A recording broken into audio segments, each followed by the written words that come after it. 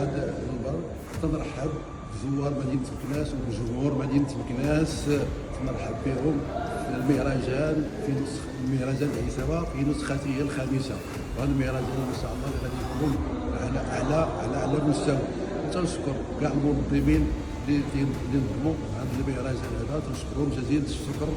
وتنقول للمتتبعين تاعنا من فقراء ومن مريدين في تبعوا الطريقه العيساويه، مرحبا بهم ومئة الف مرحبا بهم معنا في طائفه الاصاله العيساويه بساحه نيم 24 شهر 7 على الساعه 8:30 ان شاء الله تكون ليله ربانيه وسهره ربانيه صوفيه عيساويه اصيليه.